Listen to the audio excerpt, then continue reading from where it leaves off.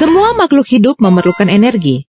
Energi itu digunakan untuk tumbuh, bergerak, mencari makan, mengeluarkan sisa-sisa makanan, menanggapi rangsangan, dan bereproduksi. Tanpa energi, semua proses kehidupan akan terhenti. Sumber energi utama bagi makhluk hidup di bumi adalah matahari. Di dalam tubuh makhluk hidup, terjadi perombakan berbagai senyawa kimia untuk berbagai keperluan hidupnya. Energi tidak dapat diciptakan dan dimusnahkan. Akan tetapi, energi dapat diubah dari satu bentuk ke bentuk lainnya yang disebut transformasi energi. Makhluk hidup mampu melakukan transformasi energi melalui proses metabolisme yang berlangsung di dalam sel tubuh. Metabolisme yang berasal dari bahasa Yunani, yaitu metabole, yang berarti berubah, yang dipakai untuk menunjukkan semua perubahan kimia dan energi yang terjadi di dalam tubuh atau secara sederhana adalah penggunaan makanan oleh tubuh. Berdasarkan prosesnya, metabolisme dibagi menjadi dua, yaitu anabolisme dan katabolisme. Anabolisme adalah proses pembentukan molekul kompleks dari materi yang lebih sederhana. Contohnya, fotosintesis.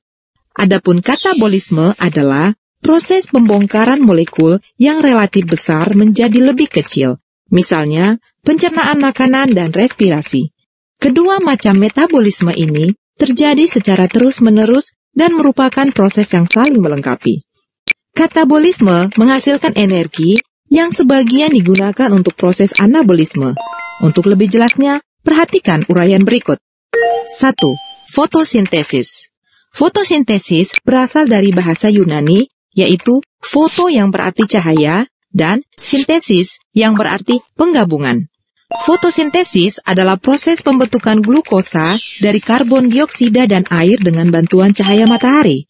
Proses ini terjadi pada tumbuhan yang memiliki klorofil. Tumbuhan bersifat autotrof artinya dapat mensintesis makanan berupa bahan organik dari senyawa anorganik. Tumbuhan mengambil CO2 atau karbon dioksida dari udara dan H2O atau air dari dalam tanah. Dengan bantuan sinar matahari, tumbuhan mampu melakukan fotosintesis, sehingga terbentuk C6H12O6 atau glukosa. Fotosintesis termasuk anabolisme, yaitu reaksi penyusunan zat organik dari senyawa sederhana yang berlangsung dalam tubuh makhluk hidup. Perhatikan reaksi fotosintesis berikut. Untuk membuktikan bahwa fotosintesis pada daun memerlukan cahaya dan menghasilkan amilum, kamu dapat melakukan percobaan berikut atau sering disebut percobaan sah. Sediakan tabung reaksi, klip kertas, gelas beker, aluminium foil, bunsen, alkohol, iodium, kaki 3, gunting, dan tanaman berdaun dalam pot. Langkah kerjanya, pertama-tama letakkan tumbuhan tersebut di tempat gelap, sekitar 2-3 hari. Kemudian, pilihlah sehelai daun yang lebar. Tutuplah sebagian permukaan daun dengan aluminium foil. Gunakan klip untuk menjepitnya. Selanjutnya, letakkan tanaman tersebut di tempat yang terkena cahaya matahari langsung, selama sekitar 5 jam. Petiklah daun yang telah ditutup dengan aluminium foil tersebut dan lakukan pengujian dengan lugol. Setelah itu, lakukan pengujian amilum atau lugol. Caranya, rebuslah daun dalam air mendidih selama beberapa menit hingga layu. Lalu, rebuslah daun dalam alkohol panas untuk melarutkan klorofilnya.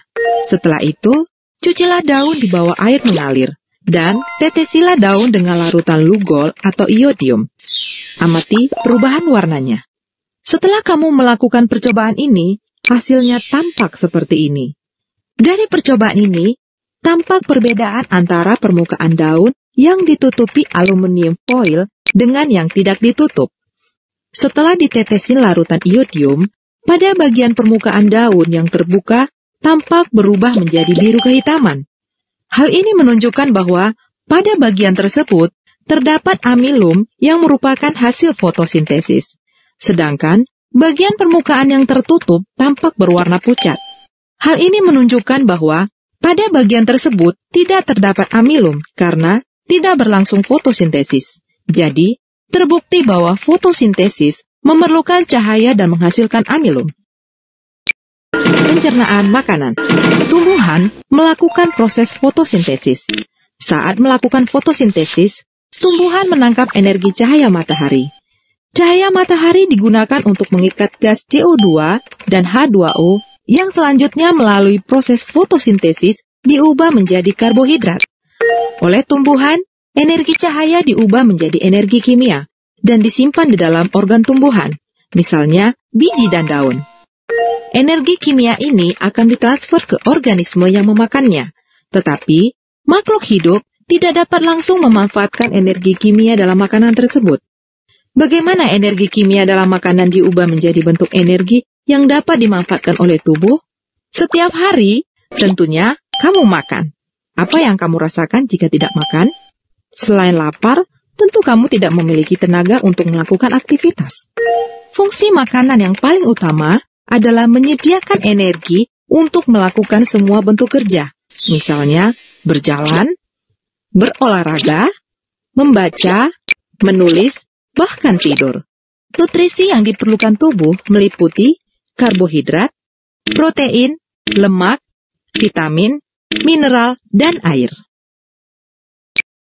Nutrisi-nutrisi ini merupakan molekul yang kompleks dan tidak dapat diserap tubuh secara langsung, tetapi akan diubah menjadi senyawa energi yang selanjutnya akan digunakan dalam metabolisme tubuh. Misalnya, kita memakan nasi, maka kita memperoleh molekul organik. Makanan yang kita makan akan dipecah dan diubah menjadi zat nutrisi untuk diserap oleh usus halus. Zat ini kemudian dihantarkan melalui pembuluh darah dan limfa. Zat nutrisi yang masuk ke dalam hati akan diubah menjadi glukosa atau zat gula untuk memenuhi kebutuhan energi tubuh. Glukosa paling banyak berasal dari karbohidrat. Pencernaan makanan termasuk proses katabolisme yang merombak nutrisi dari molekul kompleks menjadi molekul sederhana. Proses pemecahan katabolisme ini merupakan ikatan kimia nutrisi yang menjadi energi kimia yang disimpan dalam ATP atau adenosin trifosfat di dalam sel. Di dalam sel-sel tubuh, molekul-molekul sederhana akan dirombak untuk menghasilkan energi melalui proses respirasi. 3. Respirasi. Respirasi adalah proses penguraian bahan makanan yang menghasilkan energi. Proses respirasi sel mengubah energi kimia dalam makanan menjadi bentuk energi yang dapat digunakan langsung, misalnya energi otot untuk bergerak.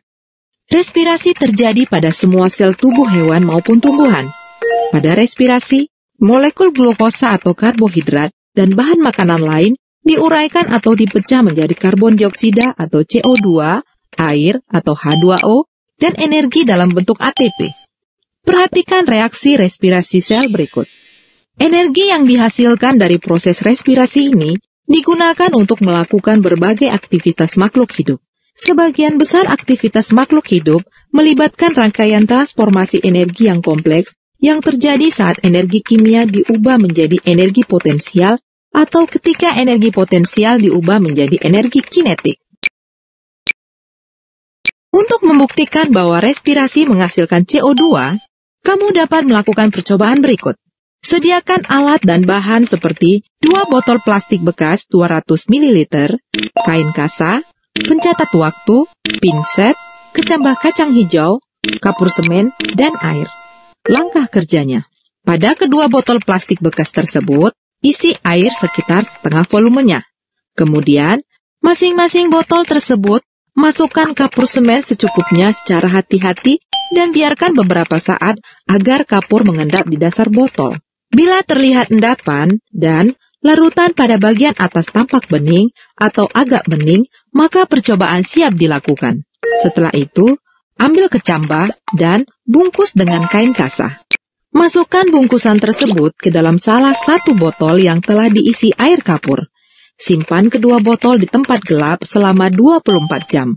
Setelah 24 jam, ambil botol-botol tersebut dan amati perubahan apa yang terjadi pada larutan air kapur dan kecambah. Terlihat bahwa pada botol yang berisi air kapur tanpa kecambah, terdapat perubahan dari sebelum percobaan, atau air sedikit keruh, menjadi tampak lebih jernih. Dan pada botol yang berisi air kapur dengan kecambah, warna air sebelum percobaan atau sedikit keruh menjadi tampak lebih keruh, serta kecambah mulai tumbuh dan menembus kain kasah. Pada percobaan ini, kapur semen berfungsi sebagai indikator terjadinya respirasi pada tumbuhan. Dari hasil percobaan, tampak pada botol berisi air kapur tanpa kecambah, tidak terjadi proses respirasi, sehingga air pada botol tampak lebih jernih. Hal ini dikarenakan kapur semen mengendap di dasar botol, sedangkan pada botol yang berisi air kapur dengan kecambah mengalami proses respirasi, yaitu menghasilkan karbon dioksida. Gas karbon dioksida ini kemudian dilepaskan dalam udara bebas yang ada dalam botol. Selanjutnya, gas karbon ini akan bersiklus di dalam botol, bergerak menempati ruang-ruang dalam botol. Dalam pergerakan ini, menghasilkan efek terjadinya goncangan pada molekul-molekul air akibat adanya tumpukan dengan gas karbon, sehingga mengakibatkan kapur semen dalam botol juga ikut bergerak.